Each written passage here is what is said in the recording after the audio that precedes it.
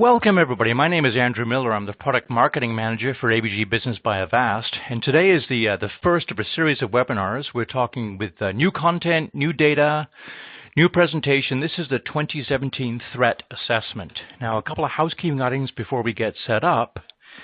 There is a Q&A feature within the presentation. So if you look down to the bottom left, you'll see a Q&A pod. Please type any questions you might have at any time into that. The questions are captured. We have a couple of moderators who will be responding to those questions during the presentation. And if there's time permitted at the end, we may ask Ryan himself to answer a few of those questions.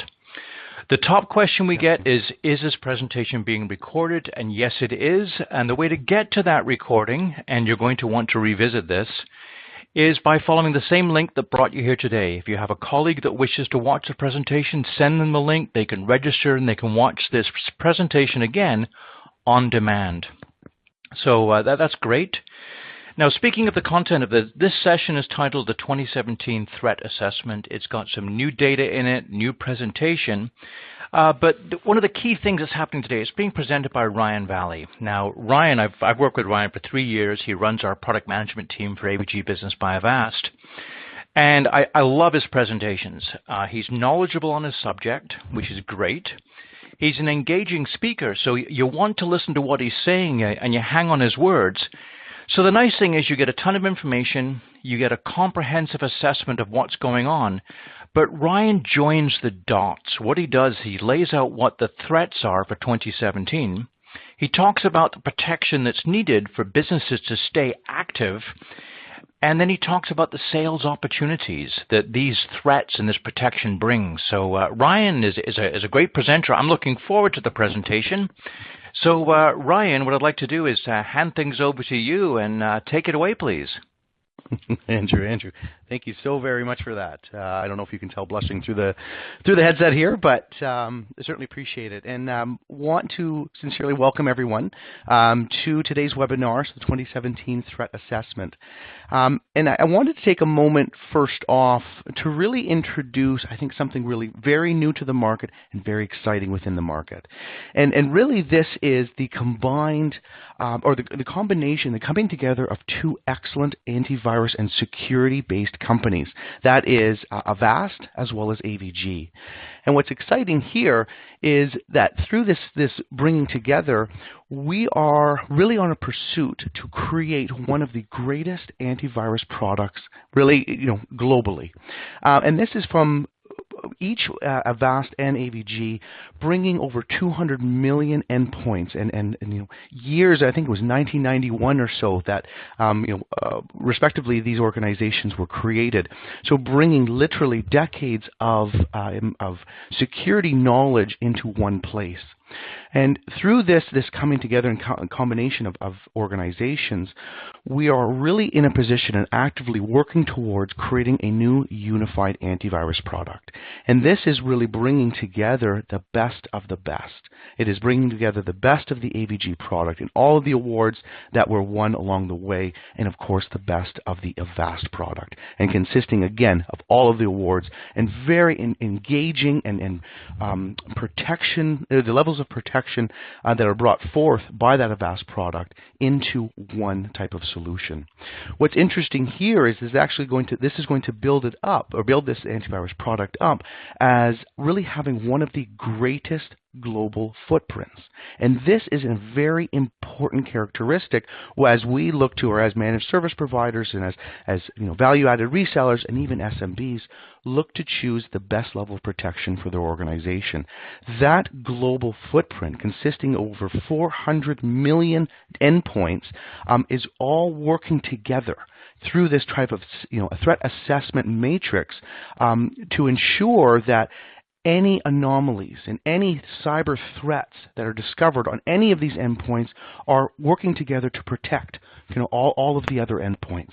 So it's a very, very exciting time to be part of this organization and looking to really progress the level of protection that we are able to offer to our partners and as well as to SMB. Moving into the agenda component, what I want to really share with you today is, first off, a look at the top emerging threats. So I want to have a discussion with you about, some of the malware, ransomware, and email phishing real attacks and threats that exist within this global market today. And this, what we're seeing is transitioning. These types of threats are actually transitioning into a top contributor for downtime within an SMB organization. And this really elevates the priority and real impact that these type of cyber threats have on an SMB organization. With the adoption of cloud and the adoption of mobile, certainly something that kind of runs through in our discussion here today, really, kind of centralizes a lot of these threats on our endpoints, on really our computing devices as being very important devices, to execute from or to really, I guess, continue our jobs and our roles within an SMB organization. So we're going to speak a little bit about these types of emerging threats, where they came from, what they're going to do, and how they're going to impact a business through the second component here of the cyber threats and your business. So what happens when a threat occurs? What are the impacts that it's going to have? And really, what are the protection steps that we can bring forward? As a partner, as a value-added reseller, these threats are not, I don't subscribe a whole lot to that scare tactic, that these threats are real and they're, it's a matter of time and things of that nature. There was an interesting statistic that I think it was, 1 out of 4 businesses don't know about ransomware. And my view on that was, well, good, but let's keep it that way. Let's ensure that we are rolling out, the layers of protection that are required to really protect and keep the peace of mind of that SMB organization. So that will really is a discussion point of the threat protection and sales opportunities. But I want to start things off here, and Andrew, I've asked for a little bit of help here. I want to start things off with a little bit of a poll question. So quickly here, or Andrew, do you want to jump in on this, or? Sure. So on your slide right now, you have a poll question that says, have you had customers affected by ransomware? If you could please respond yes, no, or not sure and submit. We want to get a flavor of how prone is ransomware inside of your customer base. So we'll leave this up for another 10 seconds. Just click on the radio button and click submit, and then we'll show the results, and that will help flavor our presentation. Okay, I think I've given everyone a good chance, so we'll advance to the results. Wow, so this is relatively consistent with the research we're seeing in the marketplace. 2/3 of you have had customers affected by ransomware. Now, that effect could be that they've had a ransomware demand, or it could be they've lost data. In some cases, if you lose your data, you lose your business. So obviously, ransomware is out there. It's a prevalent threat. Some of you aren't sure. Again, that's good. Maybe your protection is up to the mark. But Ryan, walk us through the rest of the threat assessment. Well, very interesting component here that the ransomware certainly continues to be of the greatest threats that we see to SMB today, and we're going to actually get into a few of the details as we go into ransomware of the series of groups that are there. Kind of seems to be their sole mission to really focus in on exploiting SMB environments. So it's unfortunate to hear that type of statistic, but through this type of discussion and building up those layers of security, it is something that I think, well, it can certainly be beneficial to the SMBs that are being represented through our partners here today. But using ransomware as an example, but even the phishing and the different types of malware are really focusing in on the endpoint, and actually, and maybe based on the poll results, are succeeding in entering into that endpoint because things have certainly changed for the SMB market. There was a day previous to this that it was about 4 walls. And everyone worked within the same land. They worked within the same office and organization. And the idea or approach back then was to build the walls thicker, more and more protection of that type of local area network. But that type of work model has drastically changed from yesterday to today. And really with the adoption of IT Anywhere, with the adoption of cloud computing, and the ability that I have to compute from my mobile device, I can do almost anything from really anywhere. And that creates a challenge, certainly for our partners, and even from our, us as a security vendor, that the greater level of protection must be placed on the endpoint itself.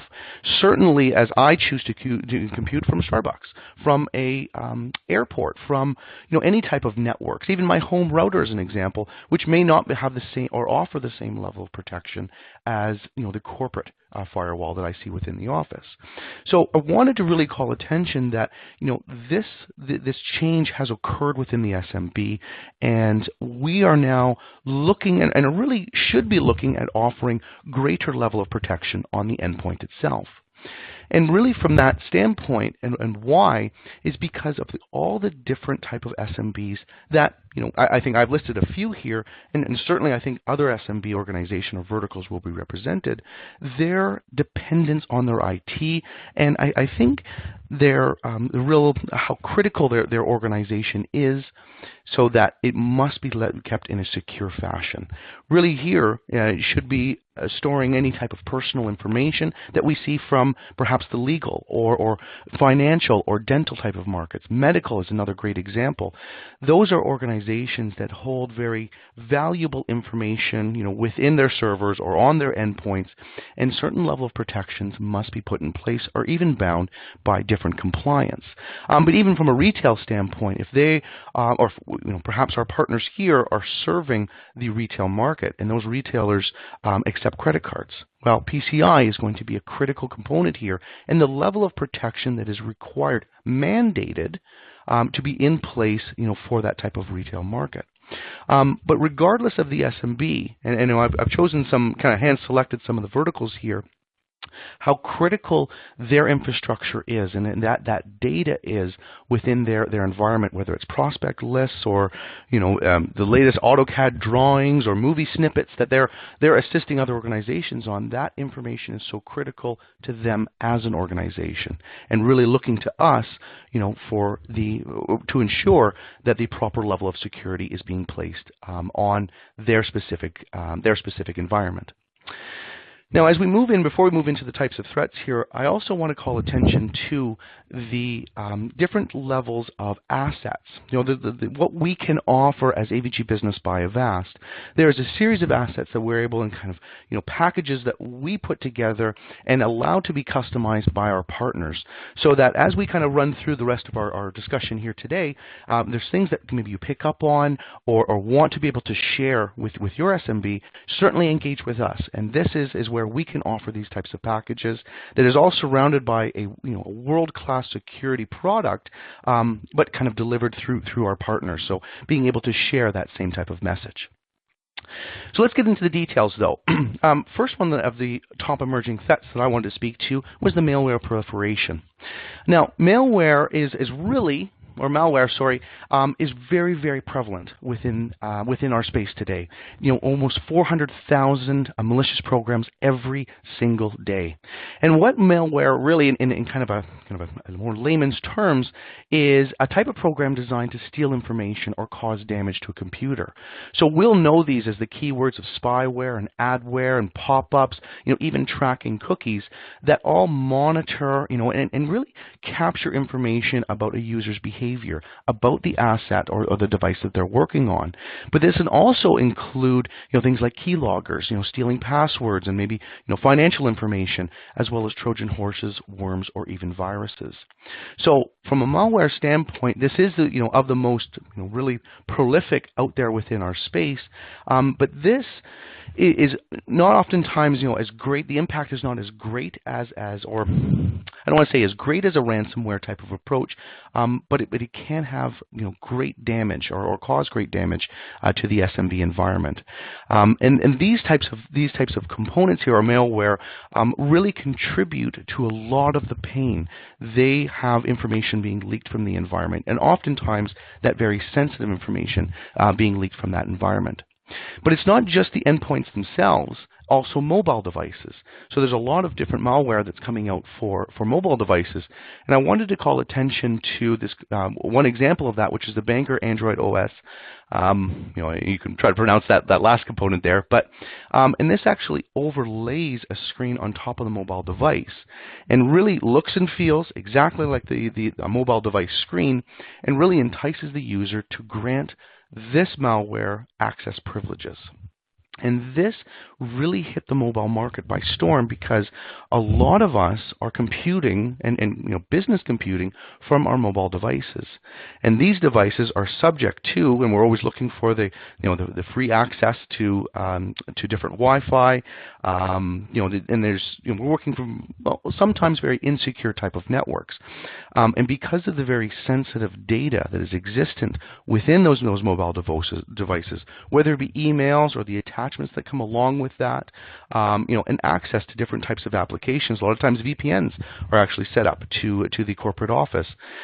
This really places a lot of value on the information residing within that mobile device.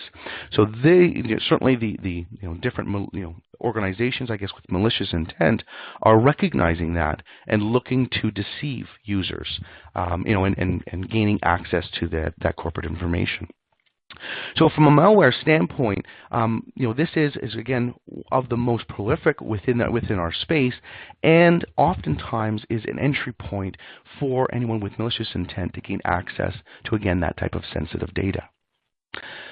Transitioning a little bit into the into the ransomware component here, I first wanted to speak about what it's kind of looking like out there. So there certainly are, and even more than the 10 top ransomware types of families, and we can see kind of how that breaks down. Some of them are very prolific within the global market, and you can see that on the right hand side. Where you actually see the U.S. being hit, kind of predominantly by that. But these types of ransomware families, essentially, are really kind of the foundation. And there is actually a component that we may or may not have heard about, which is actually ransomware as a service, where someone that may not have the capabilities to build a ransomware virus or malicious application can actually buy a kit. And this is really kind of a disappointing aspect, that it's so easily accessible, for these, to actually have and create these ransomware variants. So that's why I'm speaking to the kind of the variants here and how they really are widespread within really the markets that we serve and look to protect. So the first one, and I chose one ransomware variant just to really speak about kind of what they do. So in having gained access to a network, and we'll speak to some of the entry points coming up in just a moment, but in gaining access to that, they really move across the network, looking to collect as much data as possible, and also, in part to that, looking to escalate their privileges. In essence here, they're creating that network map and looking, leaving no stone or no device unturned, looking for as much information as possible.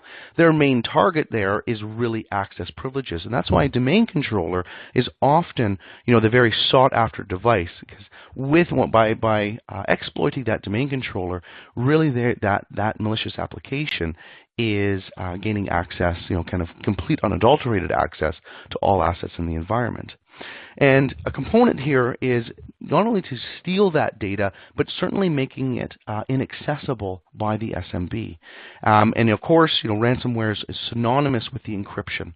And there's many different variants on how they encrypt and how much time they give the SMB. But these types of applications really hit the SMB where it hurt the most.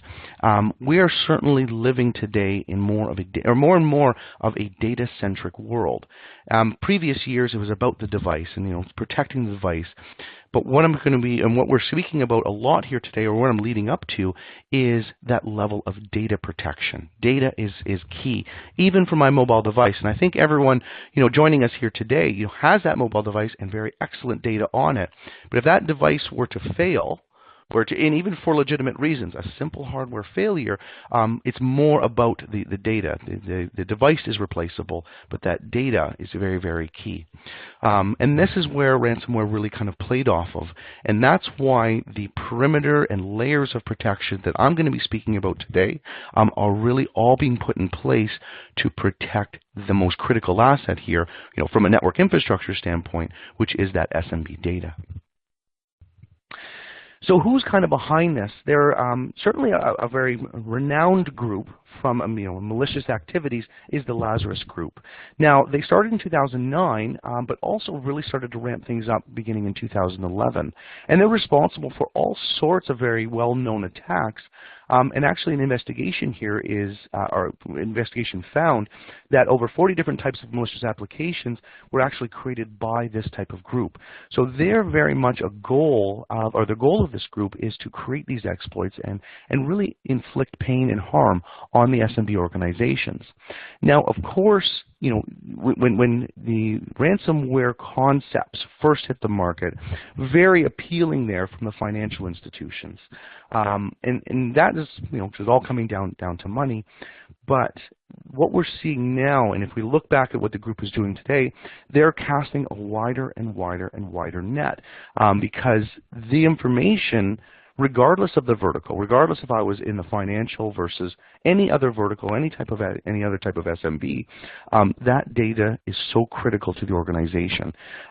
So where this kind of started from was kind of this group looking to create these exploits for the financial markets, but have vastly expanded and cast their net even wider. Another type of group we have is also kind of a big component here that started off again within the financial institution. It was an interesting approach that they took, that they actually created and modified their application as kind of a money mule. It actually siphoned money out of the financial institution. And this kind of changed things and really spoke to how advanced these types of threats were becoming. And this really, again, focused in on where the money was essentially.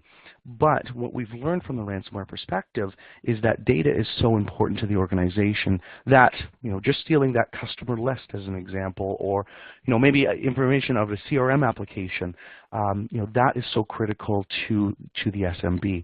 Andrew made a comment just a moment ago or early on, that organizations impacted by ransomware in sometimes results in going out of business. And that is, again, represents how key that that information is to their environment. So last component here on the ransomware piece is how they're kind of getting out there. And really it is a lot of the mass mailers. And it kind of started as a Microsoft doc or kind of geared as a Microsoft doc that had a macro that downloaded the specific Trojan, and kind of that locky Trojan from a remote server and executed it. And what we see here, and as we move into the phishing component, is that email, being the predominant method that we all use to communicate, is of course the selected communication method by a lot of these groups with malicious intent. But beyond that, we've actually seen these types of payloads being injected in embedded videos within webs. And actually, as we come into the email phishing component, it's not about necessarily just stealing a username and password, but getting someone just to click on a link. They can inject within that link kind of a payload, and that can start and begin that harm and that pain associated to any type of malware or ransomware existing within the environment. And the last thing I'm going to speak to here is really explosive growth. This is happening more and more and more within our organization, and I think our poll that we had moments ago within this webinar really represented that this is something very real within our space. But how it's getting out there is another component here, and I want to speak a little bit to the email phishing proliferation. So start things off here. I guess a poll. So we have another poll question here. Sure, we have another poll question here. We're going to start off with the phishing. And the question we have for the audience is, how many of you are currently offering a multi-layered security as part of the services that you give to your customers? So if you don't offer any multi-layer security, give us a no. If you do offer it, tell us yes that you do. And if you want to know more about what multi-layer is, you'll hear part of it during this presentation, but if you want to have us reach out and contact you, we can do that as well. So I'll leave this up for a few seconds, let everyone have a chance to take a vote. How many of you currently offer multi-layered security as part of your managed services? Okay, I know I'm intrigued. I want to know what the results are, so let's go to the results.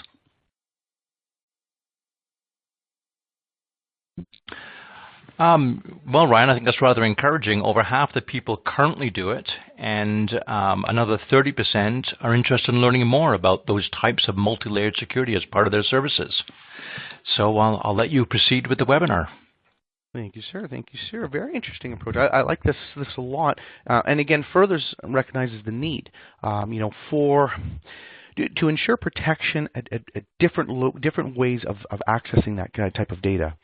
I do want to speak a little bit about the email phishing component. As it is a predominant method of a predominant entry point, I guess, for malicious activities. So spam, as Synonymous said, about 23 million, detections were created or were actually recognized in last March, and continues to move up and up and up and up. We saw within one of the ransomware groups that is their predominant method of kind of getting that out here. Email phishing can be very crafty, though, and I actually have specific for or kind of a special guest for our webinar here today, some examples of ones that I've seen and kind of tried to fall victim to. But this really comes a lot down to education for the users, and oftentimes, I think education can really be that additional step. That is a layer of security that we as managed service providers and as value-added resellers can provide. So some of the questions here, and I wonder, if they're out there, the spam messages are out there as much as they are, is it known what they look like? What is the internal policy? And even if it is a manual process, who do I tell? How, what's the process that I go through when I receive unexpected attachments? What is an email spoof? What do I do when I think this email just looks a little bit weird? I'm going to transition over here, and here I have really one example of a phishing email that I received. And it looked a little bit funny here because not only do I not have a PayPal account, but my name is not customer. So it was the first thing that, if I had a PayPal account, I'm pretty sure, I would have signed up under my name. And if this had been a legitimate PayPal email, certainly something that would have leveraged my name. Also, one thing from the kind of the top in the sender email address, there was that no reply, but the domain name looked very strange to me. And, it kind of offered very limited sets of detail, and of course, click here to verify my account. The fact that I did not have one kind of made a lot of sense, that this looked quite strange.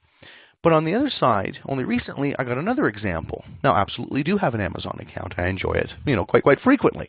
I've kind of blurred out my email address, but this is what I received is that, this is an order confirmation, order number. I actually brought up another example when I received this, and it looked very, very similar to, a typical order confirmation email that I've received from Amazon. Now, it was strange. It was co.uk that I don't typically use, but the address, if you can read, certainly a UK type of account, a series of purchases. What also caught my attention here is right down at the bottom there, they see the total number. And then just below that here, get your refund if this wasn't you. Had I actually, or when I make purchases through Amazon, no, it's not the first thing that I'm able to do, or the easiest click I'm able to make is, get a refund. So that kind of struck me as a little bit weird. And then when I really looked into the email, of course it was confirm-order@amazon.online.co.uk, but that was the display name. So in looking into the email address, again, very peculiar that type of domain. So I think the example on the right is very well formatted, and very very advanced type of approach in looking for me to go do what they want me to do. And in this case here, I would say down at the bottom, they want me to click that refund page.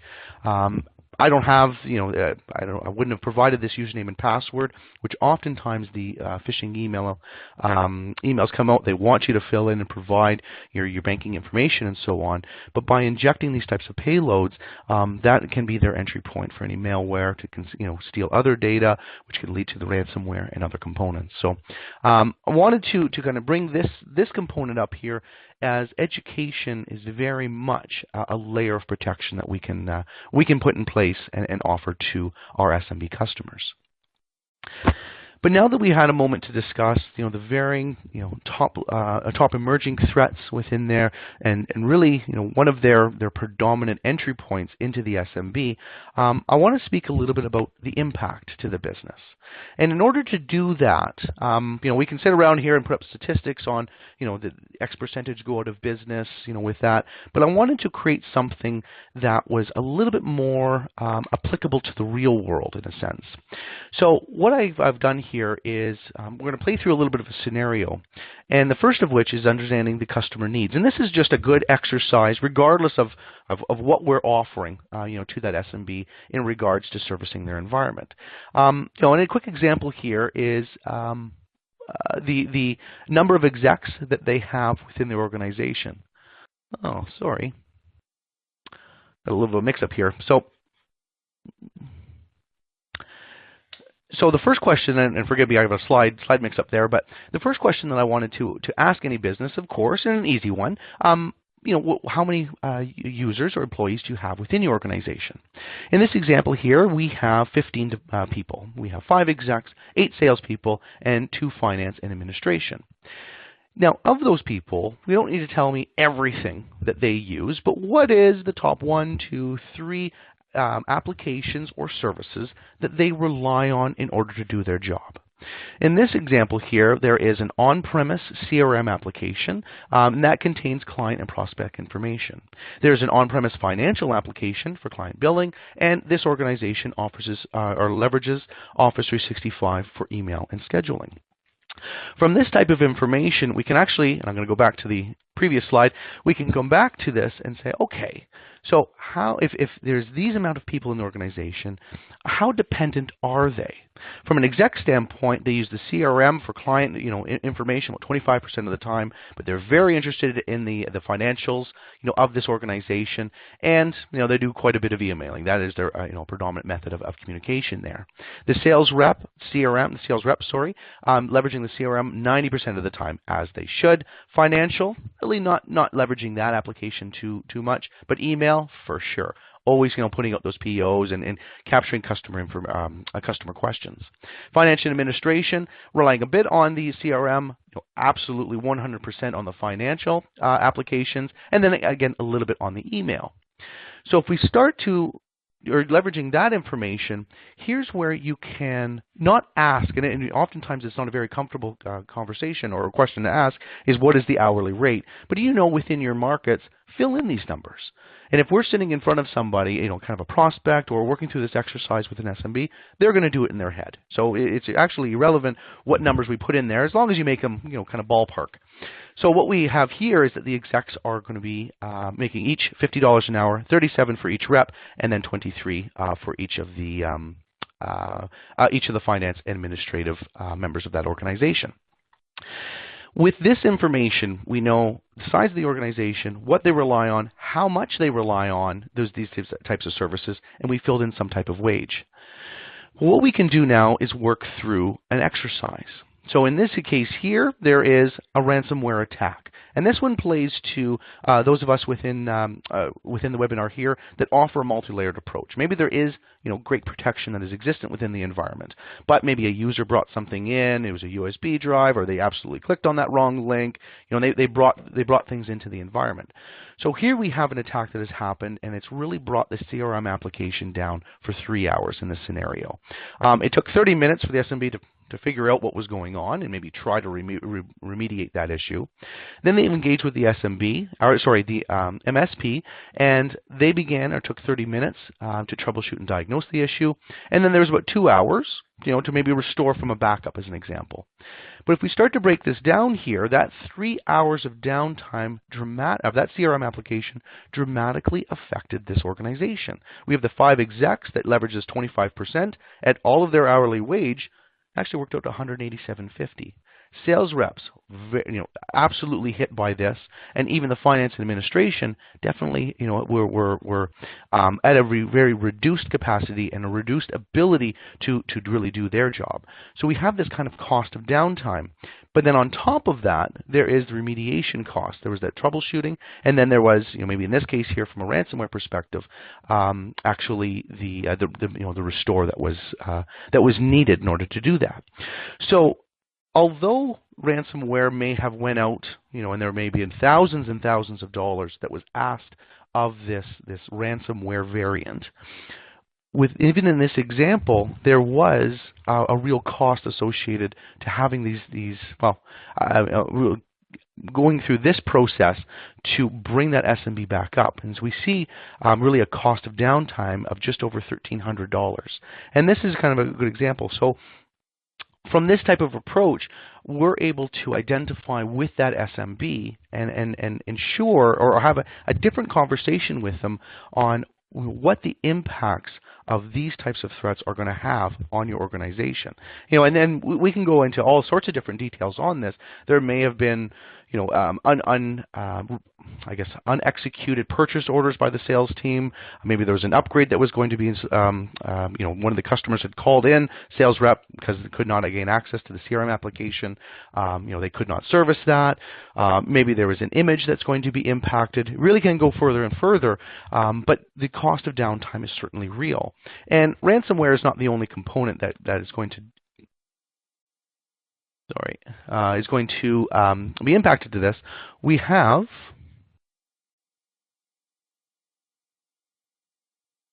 I don't know if everybody can see this here, but there are a multitude of reasons why that can contribute to downtime, and certainly the viruses and attacks, but network downtime, and even performance impacts to an environment can also really reduce the ability for the SMB to compute, and to execute on their job. And all of these types of things really elevate the need for our managed service providers and our value-added resellers to ensure that they're aligning the proper services, security services, as well as remediation and proactive maintenance type of services, to that specific customer's environment, to the services, in this case here, the CRM, financial, and email services that that are being leveraged by that SMB.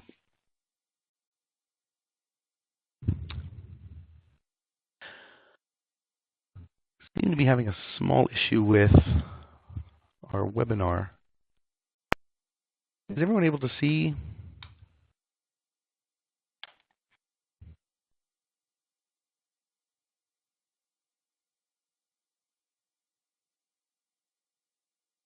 Looks like we're back. I hope everyone can see the slide here. Transitioning threats into sales. Hi, Ryan. Yes, I can confirm that. Sorry, Ryan. Thanks, guys. Okay, so now that we've spoken a little bit about the actual threats that exist within this within our space, how they can actually impact an organization, I want to really kind of have a discussion here on how we approach the SMB. And I think an excellent approach here is kind of a vulnerability management program. And this is something that we certainly subscribe to and as an approach for our partners to engage with SMB. And in some cases here, I'm showing 5 different levels, actually 6 different levels of stages, in a sense, of this vulnerability management program. And we're able to classify the SMB in any one of these. From a level 0, it's really non-existent. So manual vulnerability assessments, really kind of regular checks are done, by 2 feet, kind of walking around and making sure that virus definitions are up to date, or that scanning is configured within the system. Kind of what's referred to as haphazard patching. Maybe we're relying on the users to run Microsoft Update, or update their Adobe or their Java or their Flash, but there's no real processes in place. I won't read through every one of them here, but what we see from our partner's perspective is the level 3, the analysis and prioritization being certainly a sweet spot for the level of services that are priced effectively for the SMB, but also very much in line with the types of services and the type of protection that our partners want to be able to be offering. So oftentimes we see striving towards that level 3, and of course level 4 and level 5. But in that level 3, there is regular scanning and prioritization, through analytics, and this has really come forward through the different types of security products that we offer as AVG Business by Avast. We can speak to, of course, our core antivirus product and its ability to identify anomalies, again, relying on that kind of crowdsourced or machine learning threat analytics of those, almost 400 million sensors out there, but detecting those anomalies and kind of putting those precautions in place, or that protection in place, but elevating that up, centralized management is going to be key there. I spoke to in the example of level 0, where it being 2 feet that are walking around and, ensuring scanning is enabled and, a scan has happened within the last week or 2 weeks or maybe even last month, virus definitions up to date. Well, we do have the centralized management that can be put in place, or certainly can be leveraged to standardize that approach and really enforce that virus definitions are occurring on the appropriate times, that the right type levels of heuristics are being put in place to detect those proper types of anomalies. Even from a patching standpoint, I really bring in Managed Workplace. The Managed Workplace patching solution that we'll get into in a little bit more detail here can, again, set up real security policies that ensure that the applications, the operating systems that are being leveraged within that SMB are always being kept up to date and in a secure fashion. And then measurable process. Let's sit down and have a conversation about really how that process should be to protect a customer or an SMB environment. What are the levels of knowledge that need to be put in place? And I think one great example of that is the emails, phishing and kind of spoof emails. What are we doing, I guess, to protect or ensure that the SMB is able to understand, that this looks a little bit weird and this is where I need to go. So oftentimes here, we can look at the vulnerability management program as really kind of segmenting of what are the security precautions that we need to be put in place. And what that breaks down to is really that multi-layered approach that I'm overly pleased to hear many of us are subscribing to. Certainly we see it as the center of that being a core and premier antivirus product.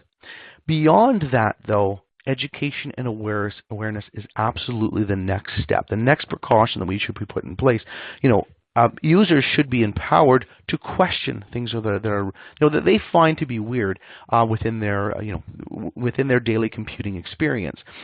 We've certainly come a long way that we're more comfortable with this technology, and understandingly that things are not operating the way I think it should.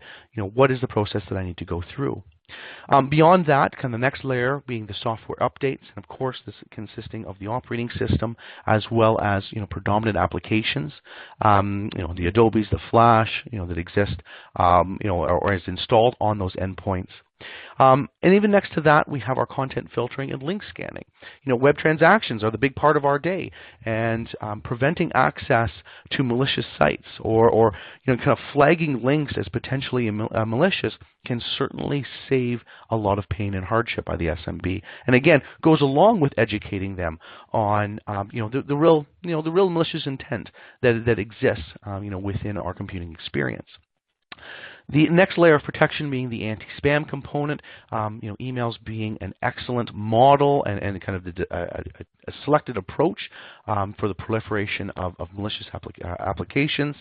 So anti-spam can certainly be put in place there to prevent that. I left backup over to the side a little bit because it is the all-encompassing. Really, if data is the desire of these organizations that have these malicious intents, and really a traumatic data loss can be the most significant risk to an SMB, with a solid, tested, tried and true backup solution, really the SMB is in a much better position to rebound and really kind of come back from any type of significant data loss or risk to their business. And that's why even in the example that we spoke about the downtime, yes, there was a cost to that downtime, and that should kind of put in place kind of regular testing and the appropriate services to protect against that. But the backup ultimately is going to be the one component to save that SMB in many cases. Ransomware has come in and infected it, encrypted, and they're sending these emails saying you'll have to pay. Well, actually, with a solid backup solution of only minutes ago or hours ago, that impact of that ransomware is very minimal compared to an SMB that perhaps does not have the proper backup solution. So transitioning a little bit here, I'll speak to those layers of protection. So the AVG antivirus, certainly in 2016, was awarded really renowned in the level of protection, the level of performance, and the level of usability that it really provided. So the protection levels, ranging from 98.1 to 99.8% protection from these widespread, relevant malware type of malicious applications out there. Minimal impact or performance.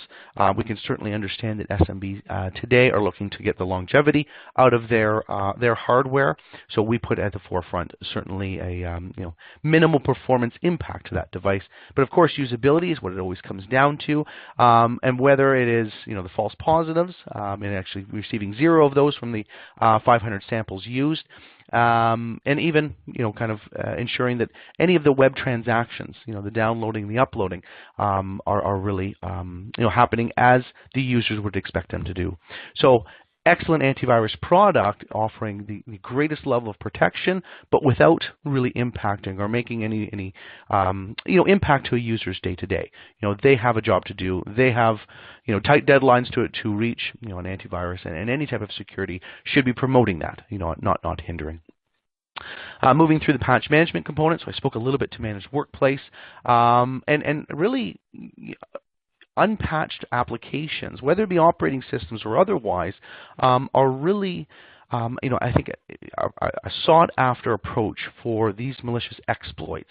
An application that has these the endpoint that has these older and older applications, it really can be a significant risk to the organization, as that can be viewed as the entry point. And then once that malicious application is in on the environment, it looks to spread and infect more and more within that environment.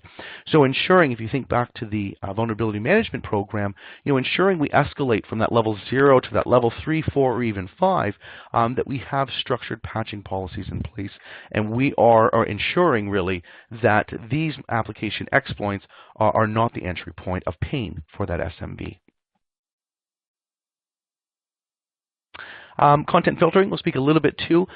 What we've actually done here is this service subscribes and actually categorizes, well, really, I can't say the whole internet, of course, but predominant areas of our computing experience into categories, so that our partners are able to allow, deny, or even warn users, from going to different websites, and oftentimes the endpoints within an SMB environment, they're there for computing or for business purposes. So really, there are maybe perhaps lewd sites that no user should be going to. But understandably, Facebook and social media can be an integral part of the SMB, or maybe it's just an integral part of I want to gain access to that. And that's an interesting component, and specific to the content filtering component here, is that you're able to set schedules.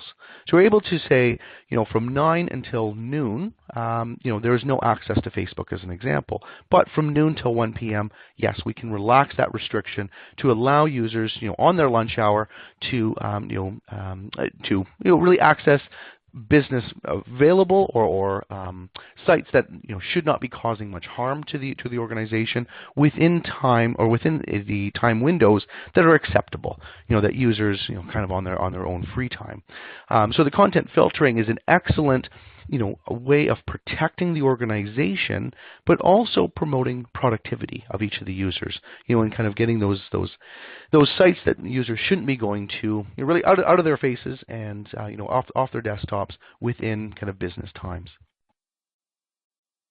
The last component here second to last is being the anti-spam component. And this is something been around for quite some time here, protecting the efficiency of the network, blocking those spammers, and of course saving time and costs. Again, thinking back to the examples of the phishing and kind of spoof emails, getting those out of the system, and not having users spending time deciphering, is this kind of a strange email? Should I be hesitant on clicking on this? Really putting in place here a level of protection that again promotes productivity, promotes ultimate profitability of that SMB environment. And the last component we spoke a little bit to here is that data backup. And certainly from the backup solutions, there are levels that we provide. And in some cases here, for some SMB, file and folder. This is the folder that exists, on that file server or, on the endpoint that is critical. The files contained within that folder, I need replicated out to, an offsite storage and gain access to that. If ever, I see that data even accidentally being deleted from that file server, or being overwritten. I shouldn't have hit save when I did, as an example. But even progressing up to that, we do have imaging, so predominantly used for servers. If a server were to have, again, that ransomware attack, or maybe a catastrophic hardware failure, the actual server is really decimated, through our imaging solution, it can be a matter of minutes or hours that server can be brought back in, and almost as if nothing had happened. Of course, there would be some lag while we're doing the restore in what data is going to be available, but it really brings things back, and even being able to restore that data to dissimilar hardware, maybe moving into a virtual machine or moving into another piece of hardware out there. So imaging components, and we also have and offer a BDR, so backup and disaster recovery solution, which is more of an appliance based, and this is really acting as a central storage for all data that exists within the SMB environment. Because again, the central thread that really I think we've been discussing within this within our time here today is data protection. And data is really the goal of these organizations with malicious intent. So ensuring that we have that perimeter of protection being established to prevent exploits from ever entering into the environment, but having that plan B, having that fail-safe of ensuring the proper data backup is available. What I want to share at this time is really, again, thanking everyone for joining us during the discussion here today. And if this has caught interest of you, we do have a few promotions that are available. So first of which, 20% off of AVG Business Security products for any validity of years, 1, 2, or 3. But also, choosing for the 3-year option, we do have an additional savings of 33% off that first year. I think the next component here, I'll transition over to Andrew, because I think we have a poll question coming up. Thank you very much, Ryan. So I think I set you up for success, or maybe I asked you to do too much. I asked you to give us a presentation talking about threats, best practices, solutions, and I promised everybody you would join the dots so they would see what was going on. I've got to say that the two most important things for me out of your presentation were when I learned that phishing is not just about stealing usernames and passwords, it's about making a message just compelling enough that somebody will click and allow one of those payloads into an organization. That was the number one. I hadn't quite realized that it was that prevalent. The number two thing you did for me was you gave me some very basic costs on a very basic, simple attack. I mean, a small business is going to have a cost of $1,400 for 3 hours of outage. it put some real numbers. It gave me a real context to what this threat was. Now, I've been in the business for a while, so I hear about attack vectors, I hear about attack surface. But Ryan, thank you very much. You simplified things. You joined the dots for us, and I think that was really going to help our partners. Now, we do have one last question for you, which is a poll question. We understand that some of you may want an account manager to follow up with you. The easiest way to do that is just to click yes and click submit, and one of our account managers will follow up with you after the presentation. Ryan did introduce a number of the sales assets very early in the presentation. If you want to get a copy of those sales assets, simply go to the partner portal or contact your account manager and they can send them out to you as well. So at this point, Charles and I have managed to clear all the questions that came in. So Ryan, thank you again for the presentation. And if you have any questions, please register for the next session coming up in May. Either look to the email you got for this one or look for a reminder email coming your way, which will give you the invitation and registration for the next webinar session. So Ryan, thank you very much, and thanks again to all of our partners who attended the presentation. I hope you got as much out of it as I did. Thank you very much. Thank you, everyone.